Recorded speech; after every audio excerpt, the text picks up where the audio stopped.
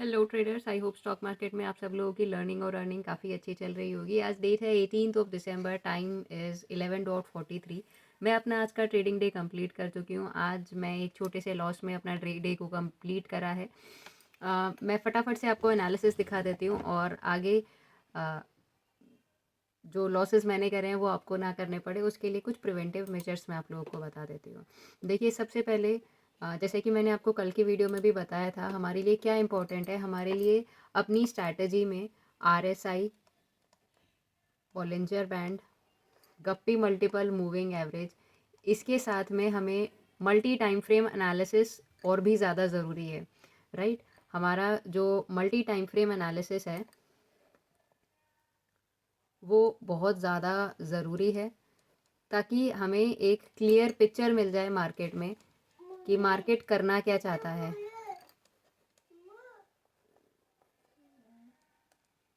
ठीक है, तो मल्टीपल टाइम फ्रेम एनालिसिस हमारे लिए एक इम्पॉर्टेंट फैक्टर है, राइट। और सेकेंड थिंग इज़, हमें इनमें से किसी पर भी कॉम्प्रोमाइज़ नहीं करना है। देखिए, हर चीज़ में कुछ ना कुछ एक्सेप्शन होती है। मैंने प्रीवियस वीडियो में भी आपको बताया था कि इस स्ट्रैटेजी के क्या एक्सेप्शन है। जब गोल्डन क्रॉसओवर आएगा RSI में, तब आप रिवर्सल ट्रेड के बारे में प्लान कर सकते हैं। ठीक है, अगर आपने कल वाली वीडियो नहीं देखी है तो मैं आपको रिकमेंड करूंगी आप पहले वो वीडियो देखिए, ताकि आपको गोल्डन क्रॉसओवर क्या है वो समझ में आ जाए, और उसके साथ साथ में आपको ये समझ में आए कि गोल्डन क्रॉसओवर को यूज़ कैसे करना है अपनी इस रिवर्सल स्ट्रैटेजी में या एक्सेप्शनल रूल में। ठीक है, तो मल्टीपल टाइम फ्रेम एनालिसिस के लिए सबसे पहले हम लोग इसको बड़े टाइम फ्रेम पे शिफ्ट कर लेते हैं। अभी देखिए, मार्केट जो है, निफ्टी का चार्ट लगाया हुआ है मैंने, ये वीकली टाइम फ्रेम पर अभी है, राइट। वीकली टाइम फ्रेम में हमें क्या समझ में आ रहा है, हमें ये समझ में आ रहा है कि भाई यहाँ से मार्केट ने काफ़ी अच्छी रैली दिखाई है। इस पॉइंट से, ये लोएस्ट पॉइंट था जो कि था अप्रैल 2023 का। ठीक है, यहाँ से मार्केट ने काफ़ी अच्छी रैली दिखाई है। इस टाइम पर मार्केट 17,000 कुछ पॉइंट में था। यहाँ से ये ऊपर गया, फिर ये डाउन साइड का, या फिर मैं बोलूँगी ये सिर्फ करेक्शन था। इसके बाद में मार्केट लगातार ऊपर ही जाता जा रहा है, कोई बड़ा करेक्शन आया नहीं है। देखिए, ये वाली जो कैंडल बनी हुई है ना, इस कैंडल को हम लोग को इग्नोर करना पड़ेगा। क्यों मैं कह रही हूँ इग्नोर करना पड़ेगा? क्योंकि ये इलेक्शन के रिजल्ट डे वाली कैंडल थी, राइट। अनएक्सपेक्टेडली मार्केट कहीं भी जा रहा था, तो इस कैंडल को अभी के लिए, थोड़े टाइम के लिए हम लोग अवॉइड करते हैं। ठीक है, और इतनी बड़ी रैली के बाद में मार्केट अभी थोड़ा सा ना करेक्शन मोड में चल रहा है, अगर हम लोग बड़े टाइम फ्रेम की बात करें तो। ठीक है, ये हमने एनालाइज कर लिया वीकली टाइम फ्रेम पे। अब हम लोग स्विच हो जाते हैं एक बार डेली टाइम फ्रेम पे। देखो, सिंगल डे टाइम फ्रेम में हमें क्या समझ में आ रहा है, इससे हमें ये समझ में आ रहा है, इसको मैं थोड़ा सा और बड़ा करना चाहूँगी। इससे हमें ये समझ में आ रहा है कि भाई मार्केट जो लंबी रैली चल रही थी मार्केट में, उसके बाद यहाँ पर थोड़ा सा करेक्शन लिया गया, और करेक्शन के बाद ना वापस ऊपर जो है वो मार्केट जाता हुआ हमें दिखाई दे रहा है, राइट। डेफिनेटली सीधा ऊपर भी नहीं जाएगा कि यहाँ से डायरेक्टली प्रीवियस हाई को ये ब्रेक करके सीधा ऊपर चला जाएगा। ये ऊपर जाएगा, फिर थोड़ा सा करेक्शन देगा, फिर ऊपर जाएगा, फिर हो सकता है थोड़ा और करेक्शन दे, फिर ऊपर जाए। तो देखिए, जब मार्केट स्ट्रेट सिंगल गो में ऐसे ऊपर जाता है ना, तो वो गिरता भी इसी फॉर्म में ही है। तो अगर मार्केट ऐसे करेक्शन लेता हुआ ऊपर जाए, तो मार्केट में कंपैरेटिवली स्ट्रेंथ भी ज़्यादा रहेगी, और उसके ऊपर जाने के जो चांसेस हैं वो भी अल्टीमेटली इंक्रीज होंगे। ठीक है, तो अब हमें ये क्या दिखाई दे रहा है, हमें ये दिख रहा है डेली टाइम फ्रेम पे कि यहाँ से मार्केट जो है बाइंग साइड में जाने की कोशिश कर रहा है with a little bit of correction. ठीक है, तो ये हमने डेली एनालिसिस कर लिया कि मार्केट जो है वो अभी करेक्शन मोड में है। ठीक है, अब टाइम फ्रेम को थोड़ा सा और छोटा करते हैं। यहाँ से हम लोग चलते हैं 4 आवर टाइम फ्रेम पे। 4 आवर टाइम फ्रेम पे हमें क्या दिखा रहा है, हमें ये दिखाई दे रहा है कि मार्केट जो करेक्शन जोन इसका चल रहा है, राइट, ये वाला जो करेक्शन जोन चल रहा है, इस करेक्शन में थोड़ा सा ना ये ऊपर उठने की कोशिश कर रहा है और फिर से करेक्शन ले रहा है। कहाँ तक जा सकता है? तो ये वाली जो कैंडल है 13 दिसंबर की फर्स्ट कैंडल जो बनी थी, राइट, इसके लो तक ये जा सकता है। मीन्स 24,181 तक ये जा सकता है। चलो, अभी आगे देख लेते हैं और छोटे टाइम फ्रेम पे मार्केट हमसे क्या कहना चाह रहा है। 1 आवर टाइम फ्रेम पे अगर हम लोग देखें तो 1 आवर में ना मार्केट थोड़ा सा स्लो मूव कर रहा है। देखो, यहाँ पर एक प्रीवियस बॉटम था जहाँ से मार्केट ने सपोर्ट लिया है। ये वाली जो रेड कैंडल आपको दिखाई दे रही है, it is nothing but a hammer candle. ये वाली देखिए, और इस लेवल पर मार्केट ने सपोर्ट भी लिया है, ठीक है। इधर पे पहले भी मार्केट सपोर्ट ले चुका है इसी लेवल पर, ये वाली जो कैंडल है देखिए, मार्केट यहाँ पर पहले भी सपोर्ट ले चुका है, प्रीवियस डेटा में भी इधर सपोर्ट लिया गया और करंटली मार्केट ऑलमोस्ट इसी सपोर्ट के आसपास ट्रैवल कर रहा है। 24,186 या 90 के आसपास में ये सपोर्ट बना हुआ है और 24,228 आप लगा लीजिए, करीब करीब 35-40 पॉइंट्स ही मार्केट इससे दूर है और टच करने की कोशिश करी है मार्केट ने इस लेवल को। चलो, ये हो गया हमारा 1 आवर टाइम फ्रेम। अब हम लोग थोड़े से और छोटे टाइम फ्रेम पे आ जाते हैं, यहाँ पर आ जाते हैं हम लोग 30 मिनट्स टाइम फ्रेम पे। तो 30 मिनट्स में मार्केट क्या कह रहा है, देखिए आज मार्केट में स्ट्रॉन्ग बाइंग आई, फिर सेलिंग आई, फिर बाइंग आई, फिर सेलिंग आई, ये इनडिसीजन कैंडल बन गई और उसके बाद में ना मार्केट अभी 5 मिनट में मार्केट ने कोई प्रीवियस 5 मिनट में मार्केट ने कोई खास परफॉर्मेंस दी नहीं है, ठीक है। तो अभी मैं यहाँ पर अगर एक चैनल आपको ड्रॉ करके दिखाऊं तो मार्केट ना काफ़ी टाइम से उस चैनल के अंदर ही है, ठीक है। आप यहाँ से देखिए, मार्केट इस चैनल में यहाँ पर था, फिर ये नीचे की साइड आ गया, ठीक है। फिर ये इसने कंसोलिडेट करा, फिर इधर रेसिस्टेंस को इसने फेस करा और फिर से ये नीचे की साइड आ गया, नीचे आ गया अब इसका सपोर्ट का लेवल। अब यहाँ से ऊपर नहीं जा पा रहा है क्योंकि ये जो रेसिस्टेंस जोन है ये काफ़ी पास है और अब इसके नीचे जाने के चांसेस ना थोड़े से ज़्यादा है। क्यों? क्योंकि आप इधर RSI को भी देख सकते हैं, it has came below 40, right. तो इसके नीचे आने के चांसेस जो हैं वो कंपैरेटिवली ज़्यादा हैं। तो ये हमने एनालिसिस कर लिया 30 मिनट्स टाइम फ्रेम पे। अब टाइम फ्रेम को थोड़ा सा हम लोग और छोटा करते हैं, तो छोटे टाइम फ्रेम में आपको दिख रहा होगा मार्केट कितने अच्छे से इस चैनल को रिस्पेक्ट कर रहा है और ये जो सपोर्ट लेवल हमने ड्रॉ किया हुआ है इसको भी मार्केट काफ़ी अच्छे से रिस्पेक्ट करता हुआ हमें दिखाई दे रहा है, राइट। RSI देखो, फेयरली इट इज़ बिलो 40, अगर हम लोगों ने टाइम फ्रेम भी थोड़ा छोटा करा है तो RSI भी 40 से नीचे है, तो हम लोग ये कह सकते हैं कि मार्केट के नीचे जाने के चांसेस ज़्यादा हैं। ऑल्दो ये वाला जो रेड कलर का सपोर्ट एरिया बना हुआ है, यहाँ पर काफ़ी ज़्यादा बायर्स आएंगे और यहाँ से बाइंग करने की कोशिश करेंगे। तो अगर डाउन साइड का कोई भी ट्रेड प्लान कर रहे हो ऐसी कंडीशन में जहाँ पर नीचे सपोर्ट बना हुआ है, तो ये काफ़ी रिस्की ट्रेड में काउंट होता है। दूसरी चीज़, ऐसा डायरेक्टली नहीं होगा कि मार्केट इधर आया और इसको ब्रेक करके सीधा नीचे आ गया, ऐसा कभी भी नहीं होगा। मार्केट यहाँ आएगा, इसको रिटेस्ट करके ऊपर जाएगा, थोड़ा सा यहाँ टाइम पास करेगा, ठीक है, और उसके बाद चांसेस हैं कि उसके बाद मार्केट नीचे की तरफ में मोमेंटम दिखाए। तो दिक्कत क्या आएगी, हम ऑप्शन बायर्स को हम लोग यहाँ पर पुट बाय करेंगे और जितनी देर मार्केट यहाँ पर टाइम पास करेगा हमारा थीटा डिके होता जाएगा, ऑप्शन का जो प्रीमियम है उसका रेट कम होता जाएगा और इवेंचुअली हमारा स्टॉप लॉस स्ट्रैटेजी के अकॉर्डिंग ना लगे, हमारी एंट्री के अकॉर्डिंग ना लगे, बट टाइम जो है वो हमारा ख़त्म होता जाएगा और इवेंचुअली हम लोग स्टॉप लॉस फेस करके या लूजिंग जो है हमें देखना पड़ेगा, ठीक है। तो अभी के लिए ये है।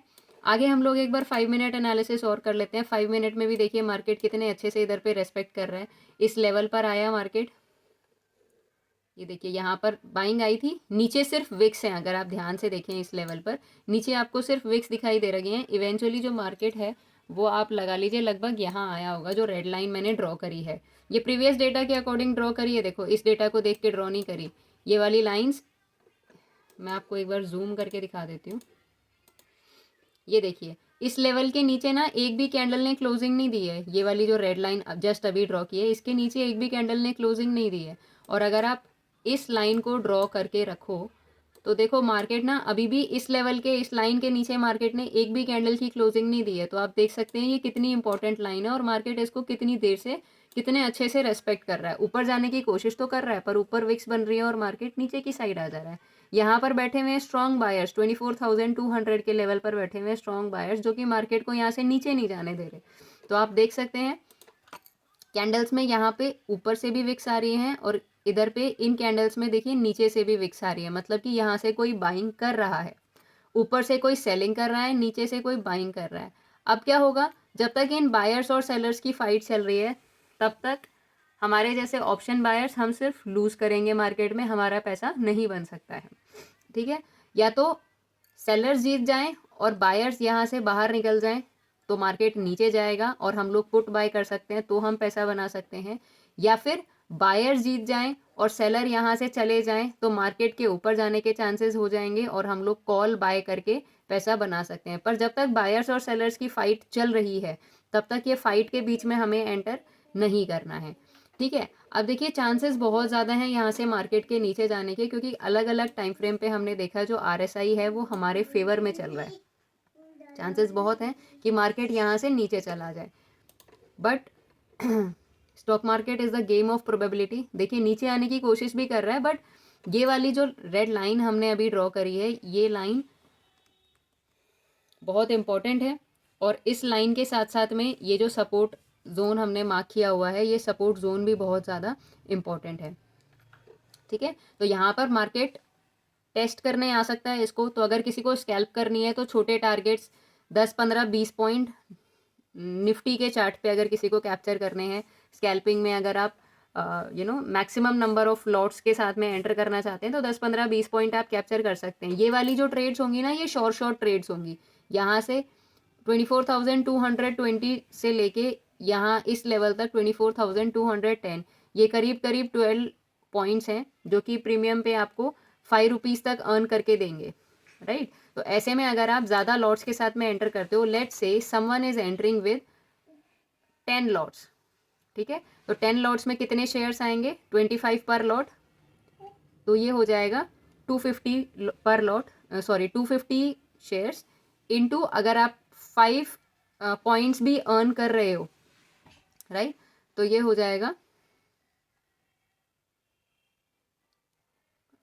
25 5 ज़ा 125 एंड 10। तो 10 लॉट में अगर आप बाइंग कर रहे हो तो आपका जो प्रॉफिट होगा वो सिर्फ 1250 रुपीज़ का होगा, राइट। तो अगर इस लेवल पर आप ट्रेडिंग करना चाहते हो तो आप कर सकते हो। मुझे 1250 रुपीज़ 10 लॉट के अकॉर्डिंग कुछ भी नहीं लगते, तो मैं ऐसी ट्रेड्स में एंटर नहीं करती हूँ। My whole and soul target would be कि मैं सिंगल लॉट में 20-25 पॉइंट 30 पॉइंट कैप्चर करने का ट्राई करूँ मिनिमम। उससे कम में मुझे ट्रेडिंग में मज़ा नहीं आता है। आज भी मेरे को कोई खास बड़े प्रॉफिट्स मिले नहीं, इसलिए मैं आज का दिन क्लोज कर रही हूँ, क्योंकि मार्केट ना इस लेवल को तोड़ता हुआ मुझे दिखाई नहीं दे रहा है। ये वाला जो रेड जोन है इसको ये तोड़ता हुआ दिखाई नहीं दे रहा है। ऊपर की साइड में स्ट्रॉन्ग रेसिस्टेंस फेस कर रहा है, तो इवेंचुअली वेट करने से कोई फ़ायदा नहीं है। कल जब मार्केट रीओपन होगा कल हम लोग देख सकते हैं मार्केट में हमें क्या मूव मिलेगा, ठीक है।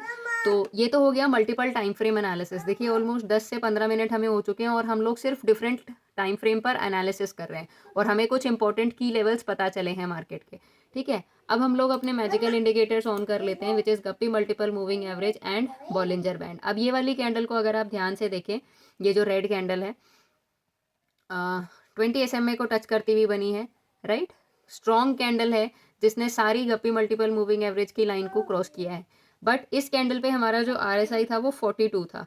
42 पे हमारी कोई एंट्री नहीं है। हमारी एंट्री होगी जब ट्रिगर कैंडल का RSI 40 से नीचे होगा। नेक्स्ट कैंडल को हम लोग चेक कर सकते हैं, RSI वॉज 41, उसके बाद में RSI वॉज 40.32 और उसके बाद में करंट जो RSI चल रहा है वो 42 पॉइंट समथिंग कुछ चल रहा है, राइट। तो जब तक हमारी जो कैंडल्स हैं उनका RSI बिलो 40 नहीं आएगा हम लोग पुट साइड में एंटर नहीं करेंगे।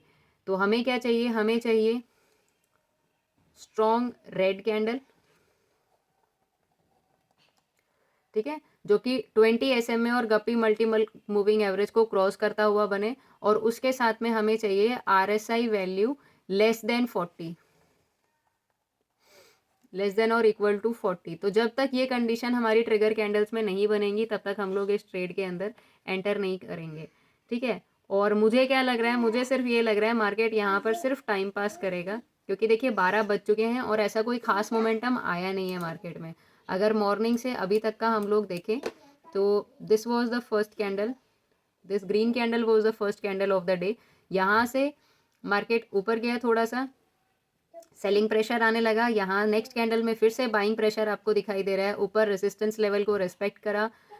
इस पैटर्न को बोलते हैं इवनिंग स्टार पैटर्न। तो अगर इस पैटर्न के बेसिस पे अगर कोई ट्रेड लेना चाहता था तो वो ले सकता था। ये होता है इवनिंग स्टार पैटर्न, ठीक है। इवनिंग स्टार पैटर्न में क्या होता है, ये वाली जो रेड कैंडल है बहुत ज़्यादा चांसेस होते हैं जैसे ही इसका लो ब्रेक होगा मार्केट यहाँ से नीचे जाएगा और इसमें 1:2 के रिस्क रिवॉर्ड पे हम लोग ट्रेड कर सकते थे। पर दिक्कत क्या है ना, इधर अपनी स्ट्रैटेजी के अकॉर्डिंग एंट्री नहीं बनी थी क्योंकि हमें चाहिए मोमेंटम। हम लोग ऑप्शन बायर्स हैं, हमें चाहिए मोमेंटम। तो प्राइस एक्शन के बेसिस पे यहाँ पर ट्रेड पंच करी जा सकती थी अगर मैं शॉर्ट पोजीशन लगा के देखूँ। ये कैंडल का लो होता, राइट, ये हमारा हाई होता, और देखिए सपोर्ट लेवल के नीचे ये वाली जो रेड लाइन है इसके नीचे हमारा 1:2 का टारगेट मिलता, और इवेंचुअली ना हम लोग अभी भी ट्रेड के अंदर सिर्फ बैठे होते। नो डाउट हमें 80-85 पॉइंट्स का प्रॉफिट चल रहा होता, बट हम लोग ट्रेड के अंदर सिर्फ बैठे होते और टाइम के साथ साथ ना मार्केट हमें परेशान करता। एक बार मैं ये दिखा देती हूँ, ये हमारी ट्रेड कहाँ पर लगती। इस कैंडल का जो लो था विच वॉज 24,322, इसमें हम लोग पुट साइड में एंटर करते। 24,322 ये हमारा एट द मनी का पुट का प्रीमियम होता। आप ये देख सकते हैं यहाँ पर हम लोग कहीं एंटर करते 82-85 के आसपास, ठीक है, और ये हमारा एसएल होता, और 1:2 हमें देखो डेफिनेटली नहीं मिला होता। नो डाउट ट्रेड के अंदर होते हमारा 30-31 पॉइंट्स का प्रॉफिट चल रहा होता, बट सिर्फ टाइम पास होता यहाँ पर क्योंकि मार्केट कम्प्लीटली साइडवेज हो चुका है। देखिए मुझे नहीं लग रहा मार्केट जो है, या फिर मैं बोलूँ कि अपना जो प्रीमियम है अगर हम लोग यहाँ एंटर भी करते तो इस लेवल से ऊपर जाएगा। ये लेवल है 136 रुपीज़ का, मुझे मार्केट इसके ऊपर जाता हुआ नहीं दिख रहा। ऑल दो 133-135 के आसपास ये काफ़ी बार आया है, पर 136 को ये क्रॉस करके जाता हुआ मुझे देखिए फ्रैंकली स्पीकिंग नहीं लग रहा है। या तो यहाँ पर कोई स्ट्रॉन्ग मोमेंटम आए तब ऐसा कुछ हो सकता है, बट अदरवाइज़ मुझे ये इंट्राडे हाई क्रॉस करता हुआ दिखाई नहीं दे रहा है। चलिए इसको हम लोग थोड़ी देर के लिए साइड में रखते हैं। मैंने जो आज ट्रेड्स ली थी वो मैं आपको दिखा देती हूँ, राइट। मैंने जो आज ट्रेड्स ली थी वो प्योरली प्राइस एक्शन के बेसिस पे ली थी। इस स्ट्राइक प्राइस पे मैंने काफ़ी बार ट्रेड किया था, विच वॉज 24,250 के पुट, क्योंकि प्राइस एक्शन के अकॉर्डिंग मेरे यही एक्सपेक्टेशन था मार्केट इस रेड जोन को एक बार टच करेगा, पर मार्केट ने टच नहीं किया और बार बार मेरा एसएल हिट हुआ, राइट। तो इसमें 4 ट्रेड्स लेने के बाद में मेरा जो लॉस है that was eventually 402 rupees, right. और बाकी फिर इसमें मैंने 3 लॉट्स के साथ ट्रेड किया था जिसमें हमारा प्रॉफिट हमने कैप्चर करा 352 रुपीज़। तो इवेंचुअली हम लोग 188 रुपीज़ के लॉस में हैं, और आज मैं डे जो है लॉस में ही क्लोज़ कर रही हूँ। ओके, तो ऑर्डर्स मैंने लगाए होंगे आज 10 या 11 कुछ, क्योंकि जब मल्टीपल नंबर ऑफ वो थे ना लॉट्स, तो अकॉर्डिंगली मैंने एक ही ट्रेड में एंटर करने के लिए मल्टीपल टाइम्स एंटर किया था और मल्टीपल टाइम्स मैंने एग्जिट ली थी।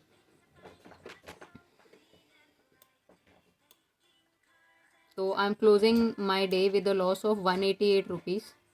आप यहाँ देख सकते हैं, इधर भी आपको PNL पोजीशन दिखाई दे रही होंगी। 188 रुपीज़ के लॉस में मैं आज का डे क्लोज कर रही हूँ। ये पेपर ट्रेड चल रही है, लेट इट बी, इसको चलने देते हैं।